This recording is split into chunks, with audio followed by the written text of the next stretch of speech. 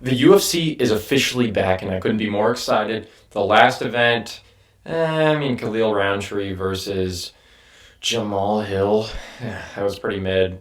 Honestly, not a good fight, but the right person got the win.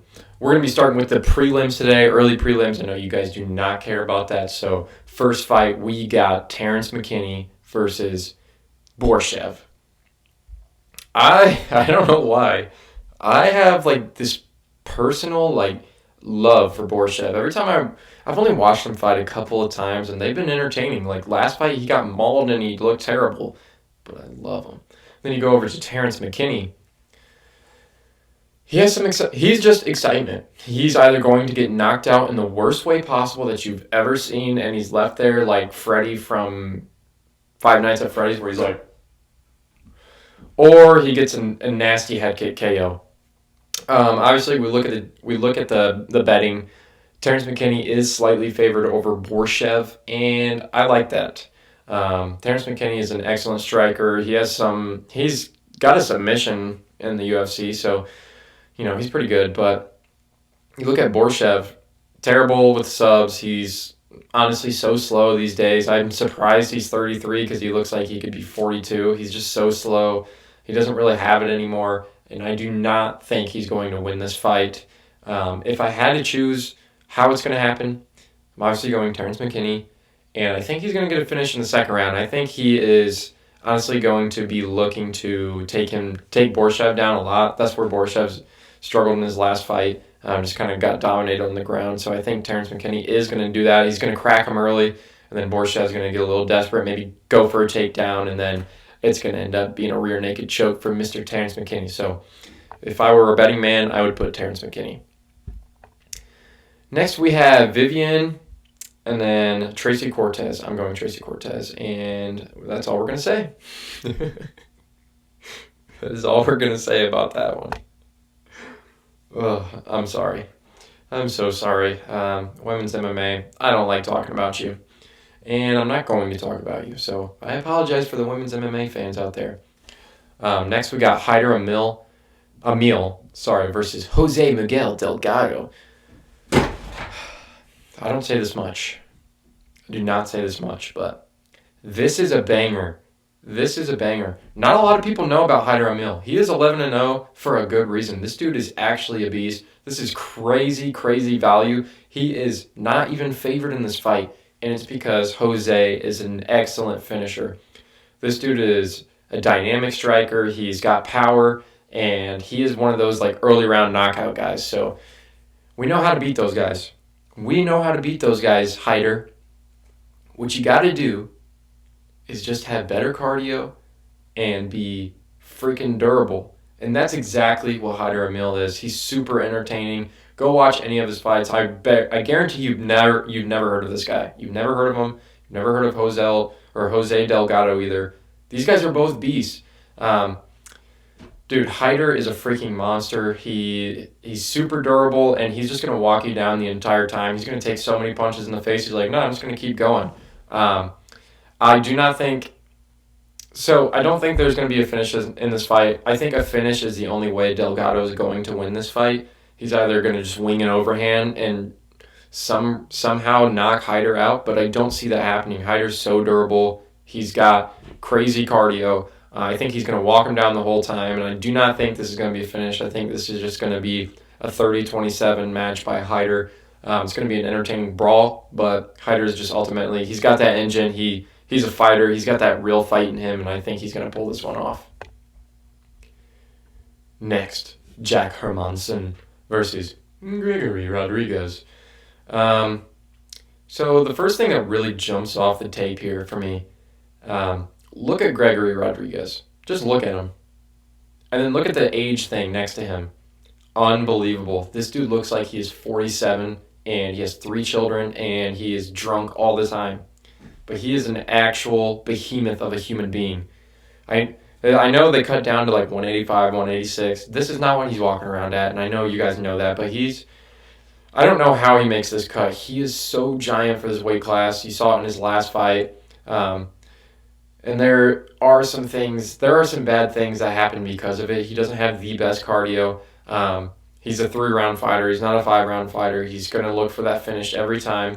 One thing I really do enjoy about him, he has an underrated ground game. I believe he's a black belt in jiu-jitsu. He's underrated on the ground, and I think if the fight does go to the ground, he's way better than Hermanson is. Last time we saw Jack Hermanson, we saw him fight Joe Pfeiffer, and he mauled him. He fraud checked him, and that was the last time we saw him. Ever since then, he's just been like, hey, my name's Jack, and I live in Norway. So that's pretty much it with him. I mean, he's a good fighter all around. He's got great leg kicks, but I just think Gregory's power is going to be too much of an advantage in this fight. And I believe Gregory is going to get a first-round knockout. Believe it or not. I believe in him. I believe in him. I believe in the RoboCop. He's got so much power, and I think it does suck that he lost his last fight, but this dude deserves to be ranked, and he deserves to climb up the division. I do think he's going to be pretty successful in this division. I know he's got a couple losses in the UFC. He's durable, even though he's got knocked out, but I really believe that he's going to just run through Mr. Jack. On to the next one. Main card. Okay, this is a super interesting fight here. We got Peyton Talbot versus Felipe Lima. If you are a TikTok UFC watcher, if you are just a casual watcher, you may look at this fight right now and be like, Peyton Talbot by KO. No, it's not that simple. Felipe Lima is a better prospect than Peyton Talbot is. Talbot got dominated in his last fight, and honestly, after seeing what Cody Garbrandt did against the same opponent, you kind of realize Peyton Talbot's not that good. He's not that good, dude. And it's really upsetting. Last fight he got dominated on the ground, and it was just really upsetting to see because he's such a dynamic striker. He's so flowy. He gets in that flow state. He's super rangy for this weight class. But Felipe Lima, all around great fighter. Amazing at takedowns. He's great on the ground. He will sub anyone, I believe. He's going to be a real problem in this division, I think. After this, he better give him a ranked guy because this dude is a freaking problem. But this fight, I think it'll be a little close, but I'm going to go with Felipe Lima. Peyton Talbot just looked so bad in his last fight, and do you really expect to see him improve that much on the ground for 3 months? No, I don't. I don't expect that, dude. I do jiu-jitsu in 3 months, dude. I feel like I don't learn crap, man. I just get dominated anyways, so I got to go with Felipe Lima. And you know what? I am going to give him the submission in round 2. I'm sorry, Peyton Talbot. I love you. I know how you feel towards Frank Ocean. You love him, and I know how you feel about vapes. And if you want to see some wholesome content, look up Peyton Talbot vape incident. It's just really wholesome. So make sure you look that up and make sure your family's in the room with you. Next, we got Beneil Dariush versus Renato Moicano. Money Moicano. Man, this was a fight we deserved to see last time. Definitely sucks. Like, there was like a minute of the Moicano versus Makhachev fight where I was like, he can do it! And then it went to the ground. I was like, okay, why did I stay up for this? This is a really interesting fight, and then Vegas has it as they view it the same. Look, it's minus 110 for both of them. We look at them; they're both pretty old. They're 36. I don't know how much they have left in the UFC. Moicano's kind of gone on a little run here, and he started to look really impressive in his last couple fights. Absolutely dominated. I believe they call him the God of War. Destroyed him. Just complete beatdown, smoked his eyeballs. And then Beneil Dariush, we haven't seen him since he fought Arman, and he got knocked out with a brutal knee up the middle. So this is a really interesting fight when you look at it, just because what advantages do these guys have? You look at Beneil Dariush, excellent on the ground, great at stand-up, but he's not durable at all. This dude, he gets knocked out brutally all the time. Just all the time, and I feel so sorry for him. Then you go over to Renato Moicano. Money Moicano. I want money! Easy money. He's really developed in his ground game. Like, he's super solid down there. I think one of my favorite ones was when he submitted Jalen Turner. That was freaking sick. But he's not too good on the feet. He's not too good on the feet. He's a little slow. He's a little stiff. I think Beneil has an edge there. So this is probably the toughest fight to pick on the card. But I hate to put money against Money Moicano, but I'm going to this time. Beneil Dariush, he's just better on the feet, and I do think he might be able to knock Moicano out, but I think this is just going to go to a round 3 decision. And I'm not putting money on this one. There's no way. This one's just too close for me, but I am going with Beneil Dariush. Absolute banger freaking fight. So this one is basically even. I cannot even believe that. Joshua Van versus Brandon Royval.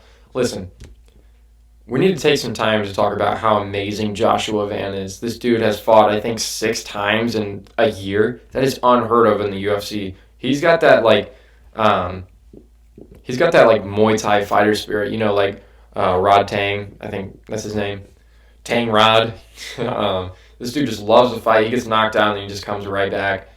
He's really grown in the UFC. He's shown great takedown defense as of late. But he's so active that I feel like it might bite him in the butt one of these days.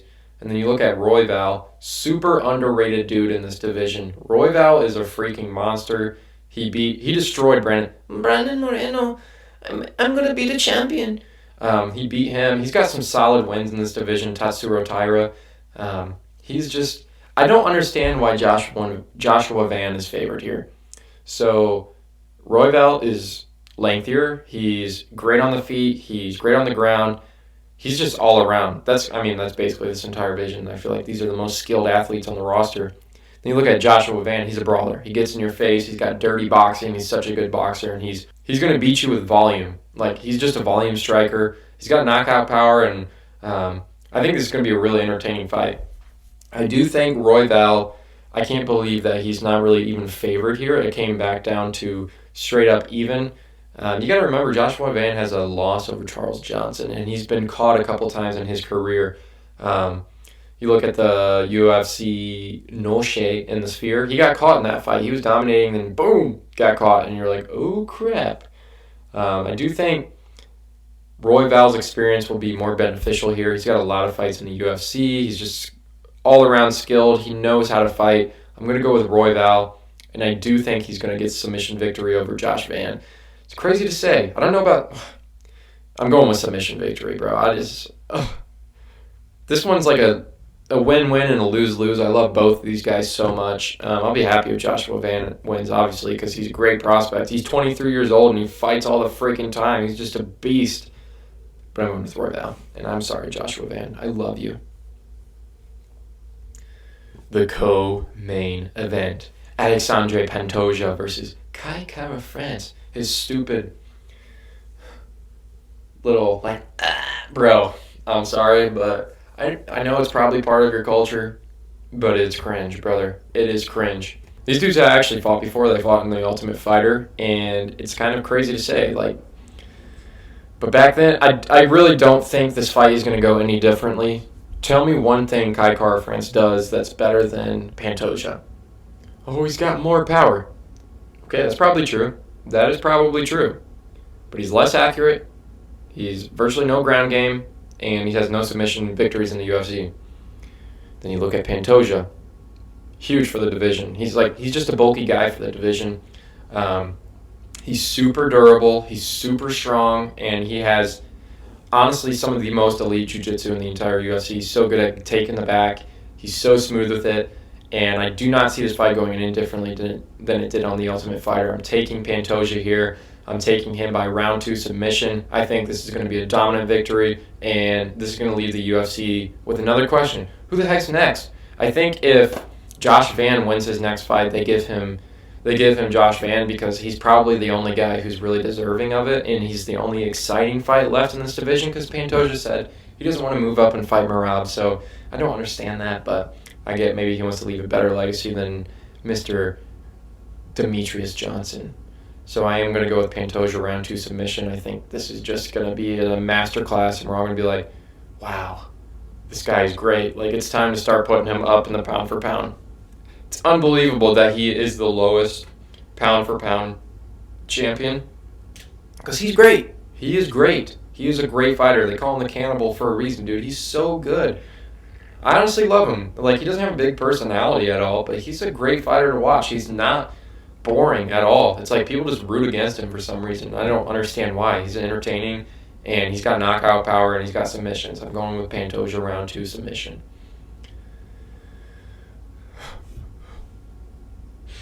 The main event. The main event. Did you hear me? The main event. Ilia Topuria versus Charles do Bronx. Charles Oliveira. I don't have water next to me or else I would yell that. Man, this is so sad, dude. Listen, I used to hate Ilya, and then he beat Volk, then he beat Max, and I'm like, dude, he could beat Islam. And then you look over at Charles, my all-time favorite fighter. This dude's so exciting. He gets cracked and he comes back. That's just what he does. He's great for that, and I freaking love him with my entire heart. He could have all my children.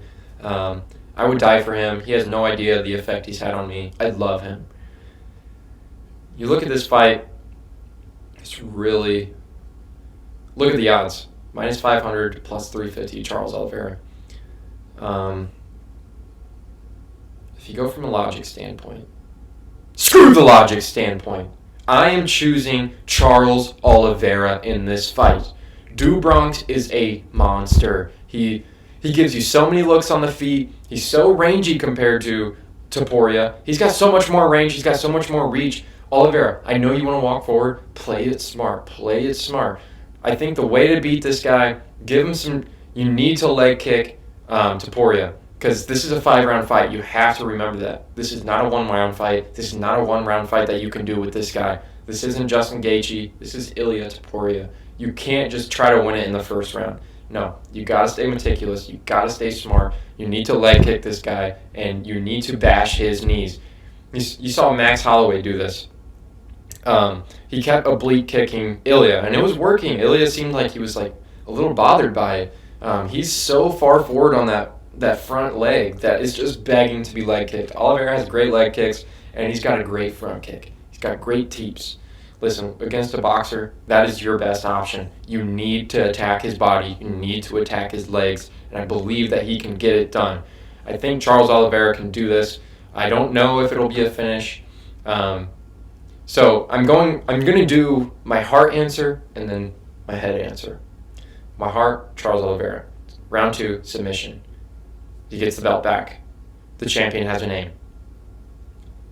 Think with my brain. Ilia Topuria knockout in round 2. It's just, what do I like more? What do you think is better for the UFC? And what do you like? Just think of legacy. Think of like what will happen. Think of what will carry on the UFC. It'll be a Topuria knockout. But I don't care about legacy. I do not care about what's better for the UFC. I care about Charles do Bronx. From the Bronx, Charles do Bronx. I think he can get it done. I would never put... Actually, if this video gets 2 likes, I will put $50 on Oliveira to win, and it'll be a submission victory. So final pick, Charles Oliveira by submission. I can't believe I'm saying that. If you were a viewer and you were watching this, do not put a parlay on this. Do not put a parlay on this. I feel horrible about this pick. Ilia Topuria is a freaking monster, picture-perfect boxer, insane power, insane leg kicks. He's just so good, and Charles always gets cracked. But I got to go with Charles on this one. I'm going to cry regardless on Saturday.